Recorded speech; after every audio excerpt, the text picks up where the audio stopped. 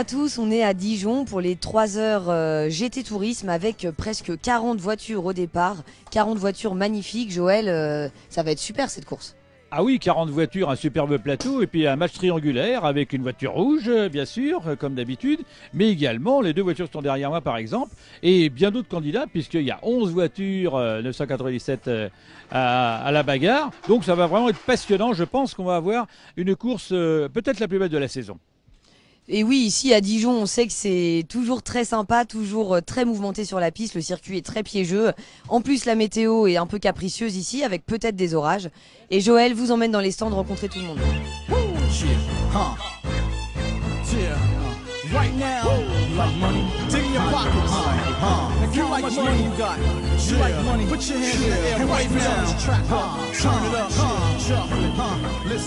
Harry, bonjour, nous sommes dans le stand de la Benz Musler. Comment est-ce qu'on devient pilote d'une Musler? Parce que c'est étonnant cette voiture. J'ai commencé il y a 3-4 ans et l'année dernière à Dijon, à la même époque, j'ai vu la Musler de Eric et j'ai dit j'aimerais bien, c'était mon rêve, ce serait possible de l'essayer. Il m'a dit allez prends les clés, vas-y. Et j'ai fait 3 tours. Et, en fin d'année, j'ai essayé d'en acheter une. Donc je l'ai acheté, on l'a fiabilisé toute l'année dernière. C'est que du bonheur. Voilà. C'est un petit peu un rêve d'adolescence, si je puis dire, qui se réalise tout d'un coup là. Exactement. Je trouve que c'est vraiment une belle auto. Julien, Sébastien, venez donc là, tiens, ils sont là, on va en profiter. Voilà, deux futurs pilotes professionnels, de toute façon ils sont déjà quasiment, on va en mettre un de chaque côté. Voilà. Alors qu'est-ce que ça fait de mettre son sponsor derrière un volant et de lui apprendre à conduire? C'est génial, non? Ouais, c'est sûr, c'est génial, c'est une opportunité de profiter au maximum de notre sponsor. On a de bonnes relations tous ensemble, donc ça va être un week-end de fun pour nous et on va essayer d'apprendre un maximum à Harry et puis de faire un bon résultat. Bon, Julien, est-ce que c'est un bon élève? Il apprend bien, ça évolue course après course et là on va essayer de rentrer dans le top 10 puisque à chaque course on est au top 15, top 10 et j'espère qu'Harry est content de nos performances et qu'on va pouvoir faire un bon résultat. Voilà. Eh bien on va vous suivre parce qu'on espère bien avoir la belle orange et noire sur la pole position. Hein, et puis rendez-vous sur le podium les garçons. Hein. Allez.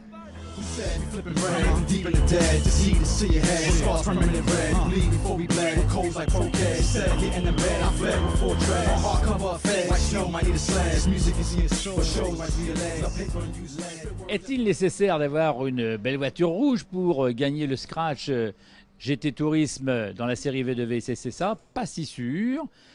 On va aller voir un amateur qui, à mon avis, peut très bien gagner. D'ailleurs, à ce moment, il est 3e du championnat. Sébastien, la Porsche 197 Cup, c'est la voiture idéale pour gagner le scratch finalement? Oui, je sais pas, mais ça peut bien figurer, oui. Apparemment, il y a quand même 11 voitures au départ, donc une belle bagarre déjà dans le groupe, mais ça titille les voitures pour le scratch. Oui, c'est vrai, mais ça demande beaucoup de travail dans les stands, sur la piste, et pas d'erreur surtout, pas d'erreur. Alors, gros travail de préparation, on sait bien c'est ta spécialité. Papa était déjà préparateur. Toi, bien sûr, tu prépares la voiture. On dit que 50% de la victoire se passe dans le garage. C'est vrai, 50% de la victoire se passe dans le garage. Déjà, il faut que la voiture fonctionne bien dès le départ. Ça permet de faire les essais, c'est quand même important. Et puis, en plus, on prend plaisir à affûter la voiture. En tout cas, 11 voitures dans la catégorie. Le scratch, c'est encore possible avec une 197, c'est qui est surprenant. Parce que vous êtes, si je ne m'abuse, 3e au grand classement général quand même. Oui, en effet, on est 3e au scratch et il va falloir qu'on soit régulier et toujours bien figuré à chaque course. Alors une voiture qui demande finalement une préparation minutieuse mais qui a pas vraiment beaucoup de défauts. Hein. Non, c'est une bonne voiture, elle n'a pas beaucoup de défauts. Son seul défaut, c'est la boîte de vitesse. Il faut être méticuleux à l'assemblage et puis après, sur la piste, il faut en prendre soin. Eh bien Sébastien, si je ne m'abuse, dimanche, on va se retrouver sur le podium? On verra dimanche. On verra dimanche. Merci en tout cas Sébastien. We said we flipping brain, deep in the dead, just heat to your head. Stars permanent red, bleed before we bled, with codes like Procad. Said get in the bed, I fled before dread. On hardcover fed, like snow, might need a slash. This music is in show, for shows like we legs. Up paper and use lead, spit words that really spread. No band, but if I walk falls down, I choose red. I pledged and went ahead of my class like moped. Supplies for cocaine, you beg for more bread. I'm top right on the edge, cold bread, I'm at the the red. So late, I see the Quelle sun. belle grille, la grille des GT Tourisme pour ces 3 heures de Dijon. En pôle position, ce n'est pas une surprise.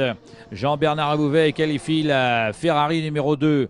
Mais juste à côté, le jeune Julien Jousse place la Mosler d'Arité Nekezian et Abesport à ses côtés. Derrière, les nouveaux venus et un peu l'épouvantail, l'équipe Stadler avec la grosse Porsche numéro 31. À leur côté, pas de surprise avec Milésine Arak sur la Porsche IMSA Performance. Juste derrière, l'Audi R8 numéro 323 et bien sûr, toujours présente la voiture Polybel Bernard Moreau, Miguel Langin. C'est parti dans quelques instants dans des conditions très très difficiles. Il pleut à torrent.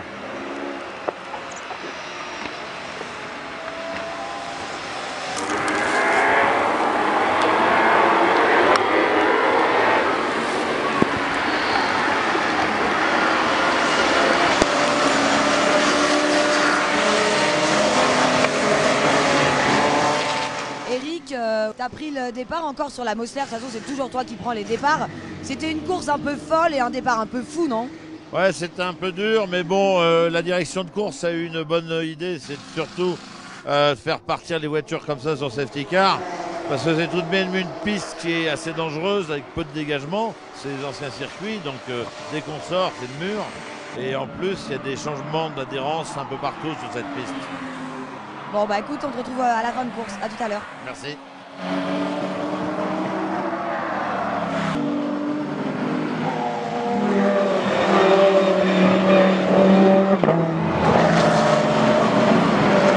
Départ de la course sous safety car à cause de la pluie. La piste de Dijon est très piégeuse, on le sait. La piste était vraiment détrempée, donc c'était beaucoup plus raisonnable de la part de la direction de course, tous les pilotes et toutes les voitures, de faire un départ sous safety car. Et au restart, la Ferrari de Jean-Bernard Bouvet s'envole en tête, suivie de très près par la Mosler 46 de Julien Jousse, et avec un Bernard Moreau hyper en forme en ce début de course. Ah, la première petite surprise, c'est quand même de voir Bernard Moreau extrêmement agressif et très à l'aise sous la pluie, avec sa bonne vieille auto, comme il dit. Elle n'est beaucoup moins jeune que les autres et il n'en reste pas moins qu'elle inquiétait vraiment la hiérarchie. Superbe course avec des voitures qui titillent les places au scratch, dont la 73 qui, à la mi-course, se retrouve en tête de la course, sûrement grâce aux nombreux arrêts au stand des voitures de tête, mais il fallait quand même le souligner, car Philippe Collançon a mené la tête de course pendant un bout de temps.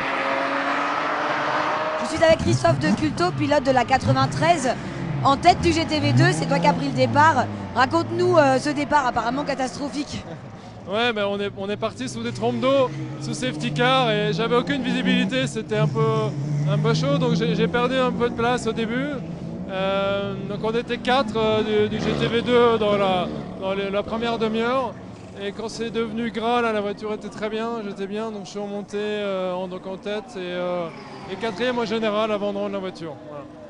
Bah écoute, c'est une super performance, bravo. Là c'est Pierre Fontaine du coup qui est au volant. Il roule bien, vous êtes 8e je crois, mais toujours premier GTV2. Voilà, il vient de repartir là, donc on va voir maintenant, il faut gérer les pneus parce que ça commence à sécher mais c'est menaçant, donc il y a un peu de suspense, c'est sympa, on s'amuse. Bon bah on espère te retrouver sur le podium. À tout à l'heure. Tout à l'heure, merci.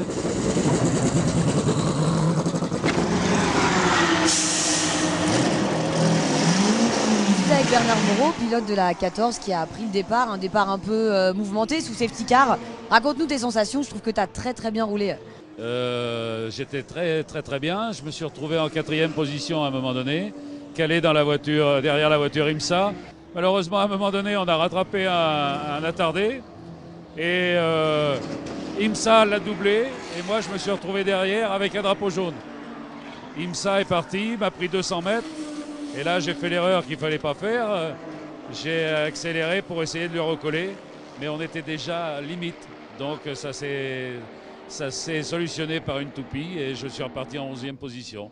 Bon, j'ai réussi à ramener la voiture à la position initiale. Maintenant, on est 3. Inch'Allah. On espère vous voir sur le podium, vraiment. À mon avis, le podium, ça va être très dur parce que justement, on a la Porsche 997 allemande qui est derrière nous et qui est beaucoup plus rapide. Donc si on arrive à conserver la 4e place, ce sera très bien. Bon, bah on te le souhaite alors. À tout à l'heure. À tout à l'heure.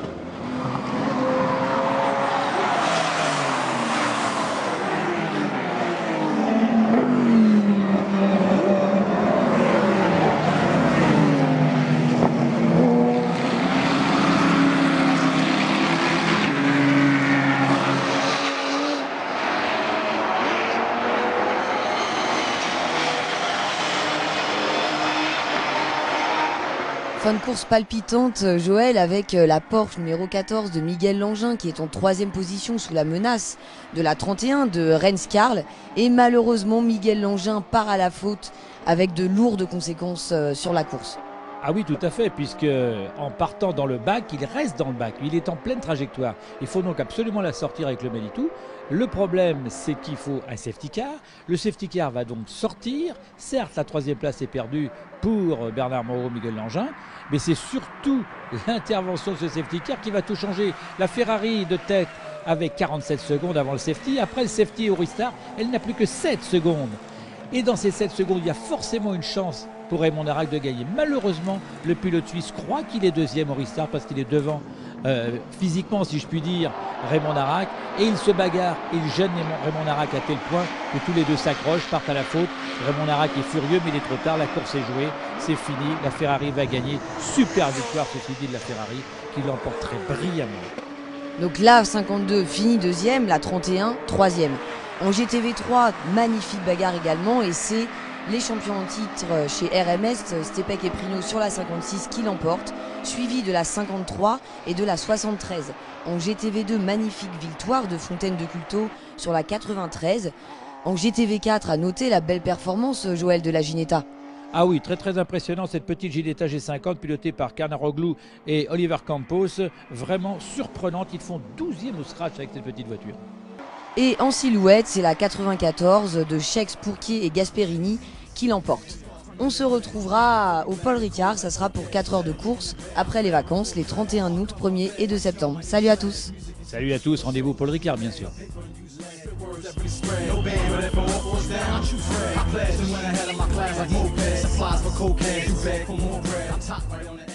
Je suis avec les vainqueurs de ces 3 heures de Dijon GT. Belle victoire avec la Ferrari et en plus vous aviez un petit handicap comme on en parlait avec Jean-Bernard tout à l'heure. Vous étiez 3 pilotes, donc plus de passages, plus d'arrêts au stand. Thierry, c'est toi qui as fini, tu vas nous raconter cette fin de course qui était un peu chaude. Hein. Alors c'était un peu chaud parce que déjà on a redémarré avec les slicks quand c'était encore un peu humide. Mais c'est venu très très vite ce qu'il fallait faire.